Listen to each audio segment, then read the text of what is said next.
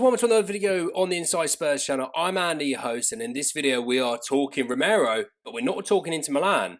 We're talking Atletico Madrid. They've finally come to the negotiating table. We've got update surrounding Mickey van der Ven and a contract extension, as well as Cody Gakpo and Spurs in direct talks.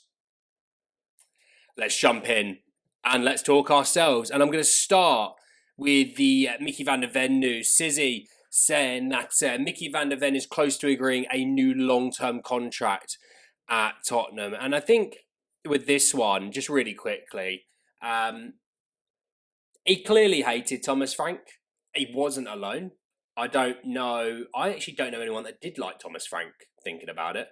It's always good to bring the fan base together, you know. But you can tell he'd switched off. You can tell we didn't really like Tudor. Zerbi comes in and tells him, I'd like you to get on the ball and play football, and we're going to try and play football as well. And we saw the Mickey of old. So, you know, a motivated, happy Mickey is still an absolute player, an absolute force. And obviously he's got the Dutch connection at the back now with Van Hekke. I think this is a good thing. I think, you know, first half of the season, you'd say he wouldn't deserve a new deal. Back end of last season, like Kinski, you'd say, yeah, he does deserve a new deal. Played fantastically well. And, you know, locking down another player to a long-term deal, a player who could be deemed a captain in the future, I don't think is a bad move whatsoever. Moving on to Romero-flavoured news, because Fabrizio Romano saying that Atletico Madrid are preparing a bid for Romero to be submitted after the next sales of Molina and Ruggieri. I think Ruggieri is to Aston Villa. I think Molina is to Roma. I think. Bid to be in line with Inter's previous proposal. Inter had a €40 million package in place with Spurs, but nothing done on the player's side.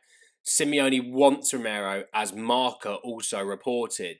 Now, I'll be real with you. I think Romero would go to either club. But I also think you could sit there and say, oh, look, we can accept both deals, but also, if you two are going to fight it out, we'll have a bit more money, please. There's talk about we're selling him for about £25 million. Like, I know that we're desperate to move on from him. I totally get it. But also, this is a good defender. This isn't a bad player we're talking about. We've got him on a long-term deal and we're trying to throw him out the door for pennies on the dollar. We should still be trying to be getting 40 to 50 million minimum. So hopefully this creates a bit of a bidding battle between the two, because in reality, why shouldn't they be battling one another to get his signature? He'd start at both clubs and he'd be brilliant at both clubs, in my opinion. I mean, the irony is you're moving off Molina for Atletico Madrid. It's one of his boys. It's one of his Argentine teammates, you know. So we'll have to wait and see. But I think this is good news. Again, I think he was holding out, to be honest, for La Liga, and he got it. He finished off with Cody Gakpo. Fabrizio Romano again saying that Spurs are in direct talks with Cody Gakpo's camp over a possible move this summer after approaches revealed in July. The deal depends on Liverpool's decision. Doors are closed back in July, but now could depend on financial package plus the Barcola pursuit. Spurs are trying. Now, obviously, Barcola is an expensive deal. It's not, 50, 60, 70 million, which the market's mental. Like, I like Barcola, but he's not worth the money that you have to pay for nowadays. Football market's just got mental. Neither's Gakpo, probably, if neither's most footballers, actually. But that's beside the point. With Gakpo, again, it's stating that, De Zerbi looks at him as a guy who could play in different positions in the attack, and obviously the versatility doesn't hurt. Obviously, I know he had a good World Cup at playing a striker, so there's also that. He played a little bit left wing, I know, but you know what I mean. Like he had a good World Cup, all things regardless.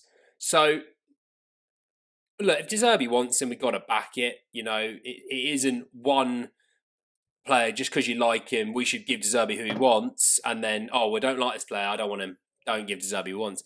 At the end of the day, De Zerbi wants him and he truly wants him, then we back him and give him what he wants. And it's the same with Savinho, the same with Gakpo, the reports of Osimhen and all that stuff. I think Osimhen is an agent-driven situation. I don't think it's a Spurs-driven situation whatsoever. I think our name is getting thrown about because Spurs are an active team in the market. So there you have it. But no, on obviously Gakpo, yes, I can totally see why Spurs are in there. I can totally see why they're in there for Savinho. But, as Spurs, we sit here and say Vicario, that looks like a deal that's going to wind on towards the end of the window, which makes me feel it'll be a loan with an option to buy.